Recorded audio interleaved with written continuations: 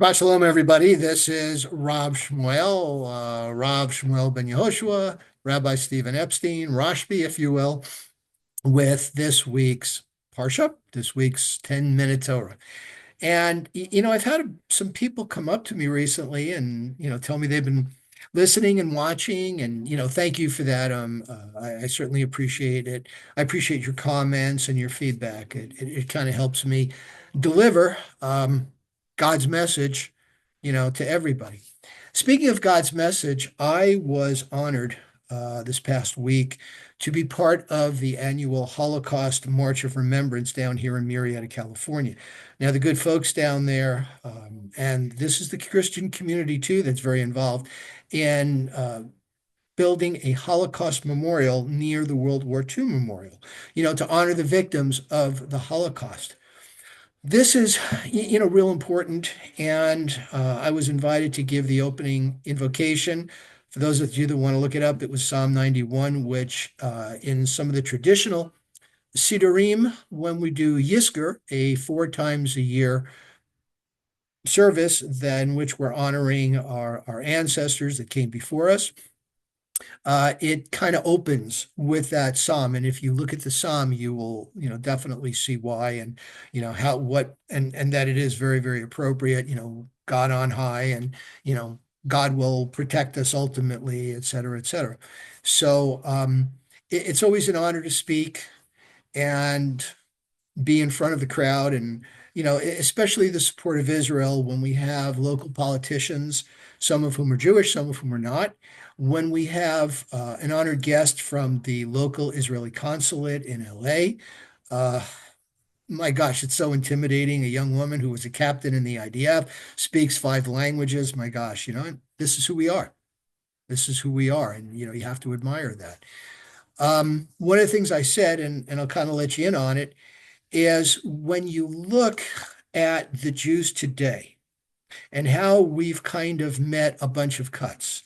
Not everybody came out of Egypt 3,500 years ago. Some of the Jews stayed behind because they had integrated in the Egyptian society.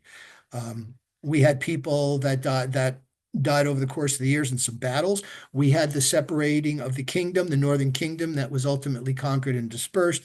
We had the exile between the two temples where the Jews there went to Babylon, and not all of them came back.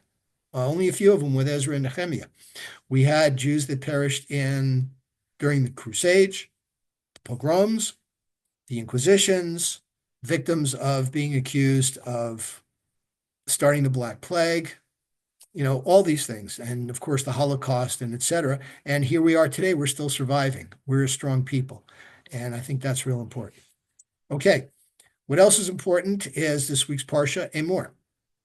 So the Parsha opens up by saying Vayomer Adonai al Moshe Lemor, which one of the most frequent verses in all of the Torah. And God said to Moses, or God said to Moses and Aaron, saying Emor, which is a stronger tone of the word Yomer, which is to say. And God's saying, and he's giving some very specific instructions about the priests and how they have to appear in order to officiate at a lot of the different services and the offerings. And the bottom line is if they have some type of blemish, a disqualifying mark, they go on if their eyebrows come together, if there's no bridge on their nose, if one limb is larger than the other, et cetera, they don't get to officiate. So you have to think, and this is where it's important to discuss Torah and analyze it to understand it. And we're going to come to a very key part of that at the end of this discussion, and you'll see what I mean. A lot of times the verbiage, the tone is very sparing. It just gives you an information and that's it. It's very frugal in its description. So why would there be Kohanim? And this goes back to Jacob and Esau. If Jacob was meant to be the carrier of Judaism, one of the patriarchs, why didn't he come out first, right? Because sometimes we get born and we have to go through challenges, and that's really the whole point.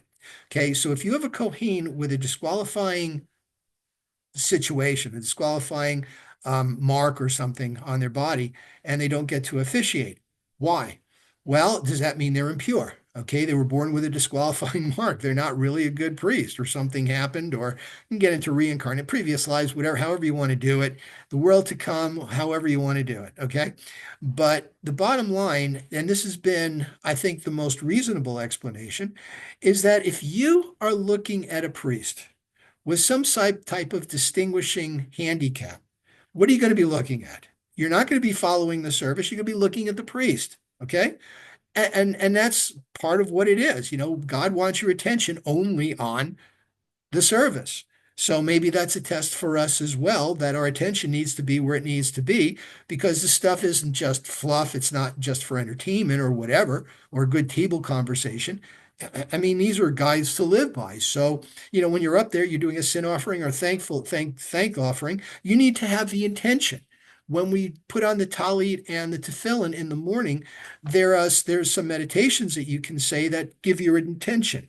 All right. Some of our sages used to meditate for an hour before getting involved in their prayers in the morning, because you want your intention. And that's what the Talmud's all about, intention.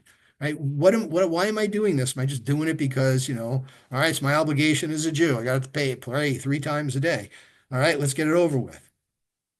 God's like, come on, get with the program, huh? So that's a part of it. Okay. We also have reminder of the holidays. We get that every now and then, the festivals. And part of the reason is not just, to remind you that we have holidays coming up, but a lot of these coincide with agricultural events. Passover's in the spring during the planting. Shavuot is during the first harvest. That's why we're bringing the omer, which is a unit of measurement, about 43 eggs of barley, to the priest as an offering. And we don't do that anymore because there's no temple. And that's why some people, not me, feel that the counting of the Omer is semi-mourning. I don't believe in mourning. Yes, sometimes I do. Okay. Somebody dies, Yom HaShoah, when we're remembering the Holocaust, that's a day of mourning. Yom Kippur, Shabbat Shabbaton, it's an ultimate Sabbath. Tisha B'Av, always have kind of problems with that, because right now Jews are successful. What are we in mourning? For what we did the last 2,000 years. Okay, we don't have a temple, but we have synagogues. Many of them are thriving. People are now on our side. Our synagogue, the local police put a patrol car in front of it to make it look like it was being watched all the time. Okay, I'm thankful for this. I just feel like mourning, kind of contradicts that. So that's just kind of my feeling. But we have Lag BaOmer, which is kind of a respite in the middle of that term when we honor victories. So we light bonfires and we celebrate, and it's cool. Then we have Shavuot, which again is the spring harvest. We have Sukkot, which is the Jewish Thanksgiving. And it reminds us, by coinciding with spiritual issues, Passover is the escape from the liberation from Egypt. Shavuot, it's the giving of the Torah. Sukkot, it comes at the tail end of the very severe Rosh Hashanah and Yom Kippur, when we're atoning for our sins and we're giving thanks, and also for God keeping us protected during the 39, 40 years of wandering in the wilderness. So they coincide so that when we do get involved in earthly pleasures and issues, it never loses our sight that it's because of God's generosity. Okay, let's talk about the final part of this parsha. We are in the triennial cycle. We're doing the third part, the third of the parsha. And we have a situation where two men are starting to get into an argument. One of them is an Israelite. The other man is his father was an Israelite, his mother was an Egyptian that married an Israelite. These are people that, there was some Erev Ra, the rabble that came out of Egypt that were not Jews, but they followed. They took advantage of the confusion to escape. And this guy married an Egyptian who was a pagan. And as the argument started to build up, let's call him the mixed person, ended up blaspheming God's name, probably said, damn it, or something like that, or whatever it was he said. People went to Moses, and witnesses came forth, and Moses went to God, and God said, capital punishment, stoning. That's it. Okay, so it seems kind of severe on the surface, but the rabbis have looked at this and other such situations and assured us that somebody just doesn't get killed for no reason, for just, whatever. They go through a process, and it makes it very difficult. In order to be or have the result of capital punishment, in order to be punished capitally, put to death, okay, you need to have been warned. Now, we're always supposed to be studying the Torah, but that's not good enough. Somebody needs to say, don't do it or else. And then two witnesses not only have to acknowledge that you were warned, they have to see you do it after you were warned. And then it goes before a court. And in the tractate of Sanhedrin in the Talmud, they say that typically the lesser Sanhedrin, we know the Sanhedrin, Israel's Supreme Court of 70 elders, the lesser Sanhedrin is 23. Those are the ones that can pronounce capital punishment. They have to hear the case, they have to question the witnesses, and bam, that's when it's done. So it makes it there's a lot of hoops you have to jump through. So it's not just like, oh, he said God's name in vain, let's kill him. No, doesn't happen. Judaism is a very humane religion and we're very fair, divine justice. I will leave you with that. Let us take that into our lives and always remember to be fair. Shabbat Shalom. Thanks once again for listening.